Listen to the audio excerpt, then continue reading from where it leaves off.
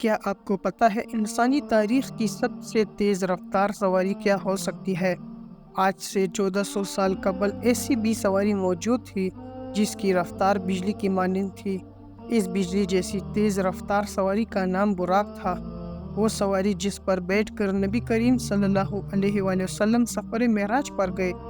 براق کی خصوصیات کیا تھی اور جب آپ صلی اللہ علیہ وآلہ وسلم اس پر سوار ہونے لگے تو وہ بے لگام کیوں ہو گیا؟ واقعہ معراج تاریخی انسانی کا ایک ایسا حیرت انگیز اور انوکھا واقعہ ہے جس کی تفصیلات پر انسانی عقل حیران رہ جاتی ہے۔ اگر انبیاء کرام کی تاریخ کو دیکھا جائے تو معلوم ہوتا ہے کہ اللہ تعالیٰ نے اپنے برگزیدہ رسولوں اور نبیوں کے ہاتھوں سے مختلف معجزات ظاہر کیے۔ ہر نبی کو اپنے زمانے اور علاقے کے مطابق معجزات سے نوازا گیا تھا تاکہ ان کے امتوں پر حق واضح ہو جائے۔ مثلاً حضرت موسیٰ علیہ السلام کی امت چونکہ جادو میں کمال رکھتی تھی، اس لیے خالق کائنات نے بھی اپنے نبی کو جادو کے ان کمالات کا توڑ کرنے کے لیے معجزات عطا کیے۔ اسی طرح حضرت عیسیٰ علیہ السلام کے دور میں طب کا بڑا چرچا تھا، لہٰذا حضرت عیسیٰ علیہ السلام اور کے مریضوں، اندھوں، یہاں تک کہ مردوں کو بھی زندہ کر دینے کی قدرت سے فیضیاب تھے۔ تمام انبیاء کرام کے معجزات ایک طرف اور حضور صلی اللہ علیہ وآلہ وسلم کا معجزہ معراج ایک طرف، تمام معجزات مل کر بھی معجزہ معراج کی درجے کو نہیں پہنچ سکتے۔ واقعہ معراج ہجرت سے 1 یا 2 سال پہلے پیش آیا۔ اس وقت ہمارے نبی حضرت محمد صلی اللہ علیہ وآلہ وسلم کی عمر مبارک 52 سال تھی اور یہ 27 رجب کے شب کا واقعہ تھا۔ مالک بن سعصع سے مروی ہے کہ خود رسول اللہ صلی اللہ علیہ وآلہ وسلم نے فرمایا کہ میں نیند اور بیداری کی درمیانی کیفیت میں تھا جب میرے پاس ایک فرشتہ آیا۔ اس نے میرا سینہ چیرا، پھر میرے دل کو نکال کر غسل دیا اور اسے دوبارہ اندر رکھ دیا۔ پھر ایک سواری لائی گئی جو خچر سے چھوٹی اور گوش دراز یعنی گدھے سے بڑی تھی۔ اس کا رنگ سفید تھا، اسے براق کہا جاتا تھا۔ پس مجھے اس پر سوار کرایا گیا۔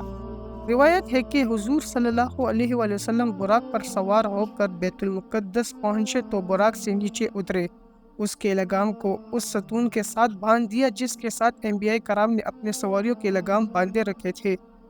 اس کے بعد نبی کریم صلی اللہ علیہ وآلہ وسلم مسجد اقصی میں داخل ہو گئے۔ مسجد اقصی میں حضرت آدم علیہ السلام سے لے کر حضرت عیسیٰ علیہ السلام تک پیدا ہونے والے تمام انبیاء کرام آپ کے منتظر تھے، لہٰذا حضور وہاں تشریف لائے اور تمام نبیوں کی امامت کی اور نماز ادا کی۔ نماز سے فارغ ہونے کے بعد آپ دوبارہ براق پر سوار ہو کر آسمانی سفر پر روانہ ہو گئے۔ حضور صلی اللہ علیہ وآلہ وسلم نے براق پر سوار ہو کر 7 آسمانوں کا سفر کیا جہاں کچھ انبیاء کرام سے آپ کی ملاقات بھی ہوئی۔ پھر حضرت جبرائیل علیہ السلام نے آپ کو جنت اور جہنم کے کچھ منظر دکھائے اور پھر آپ اس سفر میں کائنات کی آخری حد سے بھی باہر سدرۃ المنتہا تک پہنچے جہاں آپ اللہ تعالیٰ سے ہم کلام ہوئے۔ امت محمدیہ کے لیے روزانہ 5 نمازیں فرض کیے گئے، شرک کے سوا تمام گناہوں کی معافی کا امکان بتایا گیا اور سورۃ بقرہ کی آخری 2 آیات آپ کو تعلیم فرمائی۔ اس سفر کے واپسی پر حضور اپنے مکان پر کچھ اس حالت میں پہنچے کہ روایات کے مطابق ابھی آپ کے گھر کی کنڈی بھی ہل رہی تھی اور آپ کے وضو کا پانی ابھی تک آپ کے جسم مبارک سے ٹپک رہا تھا۔ معراج کے اس واقعہ کو اللہ تعالیٰ نے انتہائی تفصیل کے ساتھ قرآن مجید کی سورہ اسراء میں یوں بیان کیا ہے: پاک ہے وہ رات جس نے راتوں رات اپنے بندے کو مسجد حرام سے مسجد اقصی تک سیر کروائی، جس کے ارد گرد ہم نے برکت رکھی ہے تاکہ ہم اسے اپنی کچھ نشانیاں دکھائے، بے شک وہ سننے والا دیکھنے والا ہے۔ معراج کے اس عظیم سفر میں رسول اللہ صلی اللہ علیہ وآلہ وسلم جس سواری پر سوار ہوئے تھے اسے براق کہا جاتا ہے۔ اب سوال یہ پیدا ہوتا ہے کہ براق کیا تھا؟ کیا یہ کوئی ایسی مخلوق تھی جو اس دنیا میں پائی جاتی ہے؟ علماء و مفسرین کے مطابق براق دراصل لفظ برق سے نکلا ہے۔ برق چمک کو کہتے ہیں، لہٰذا رسول اللہ صلی اللہ علیہ وآلہ وسلم کی سواری کے لیے جو چیز پیش کی گئی تھی وہ انتہائی سفید، چمکدار اور روشن تھی۔ یہ بھی کہا گیا ہے کہ براق کو اس لیے براق کہا جاتا ہے کہ وہ برق یعنی بجلی کی چمک کی مانند اس کی رفتار ہے۔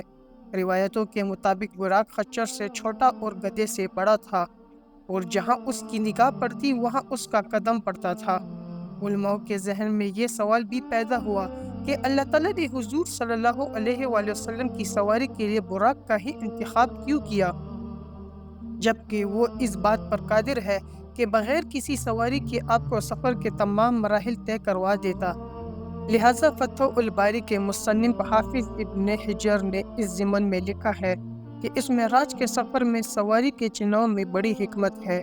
حالانکہ اللہ تعالیٰ اس بات پر بھی قادر تھا کہ اپنے نبی کریم صلی اللہ علیہ وآلہ وسلم کے لیے زمین کو سکیڑ دیتا، لیکن اللہ تعالیٰ نے سواری کا انتظام اس لیے کیا تاکہ اللہ تعالیٰ کے رسول کو اللہ تعالیٰ سے مانوسیت ہو، کیونکہ بادشاہ جب اپنے مقربین کو اپنے دربار میں بلاتا ہے تو اس کے لیے سواری روانہ کرتا ہے۔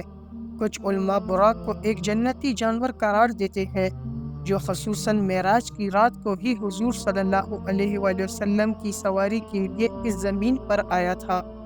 لہٰذا امام ترمذی نے ایک روایت نقل کی ہے، جب حضرت جبرائیل علیہ السلام نے براق کی لگام تھامی اور رسول اللہ صلی اللہ علیہ وآلہ وسلم کو اس پر سوار ہونے کی دعوت دی تو براق حضور صلی اللہ علیہ وآلہ وسلم کو دیکھ کر کانپ اٹھا اور بے لگام ہو گیا۔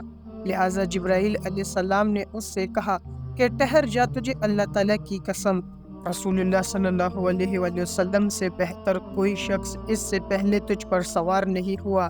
لہٰذا حضرت محمد صلی اللہ علیہ وآلہ وسلم براق پر سوار ہوئے تو وہ فخر و مسرت سے ناچنے لگا کہ آج اسے اس عظیم شخصیت کی سواری ہونے کا لازوال اعزاز حاصل ہو رہا ہے۔ بعض علماء نے یہ بھی لکھا ہے کہ براق کا چہرہ انسانی چہرے کی مانند ہے اور انسان کی طرح سننے اور سمجھنے کی صلاحیت بھی رکھتا ہے، لیکن بنو امیہ اور بنو عباس کے دور حکومت کے مسلمان فنکاروں، شاعروں اور مصوروں نے جس طرح براق کی تصویر کشی کی ہے، اس کا کوئی ثبوت قرآن و سنت یا تاریخ کے کسی بھی کتاب میں موجود نہیں ہے۔ اس پینٹنگ میں عام طور پر براق کو ایک ایسی معقول الفطری گھوڑے جیسے بنایا گیا ہے جس کے سر کی جگہ ایک عورت کا چہرہ دکھایا جاتا ہے۔ ایسی کوئی دلیل اسلامی روایات میں نہیں ملتی، البتہ دوسرے مذاہب اور قوموں میں اس طرح کی دیویوں کی خیالی تصویر ملتی ہے، اور ممکن ہو کہ اجمی مسلمانوں نے انہی تصویروں سے متاثر ہو کر انہیں براق پر چسپاں کر دیا ہو، جبکہ براق نر تھا یا مادہ اس کے متعلق بھی کوئی مستند شواہد موجود نہیں ہے۔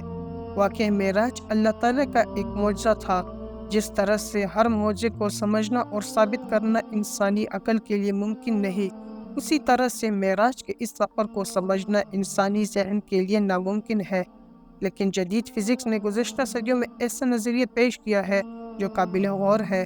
آئنسٹائن جیسے پچھلے صدی کا سب سے بڑا سائنٹسٹ مانا جاتا ہے، اس کی تھیوری آف ریلیٹیوٹی جدید فزکس کی بنیاد ہے۔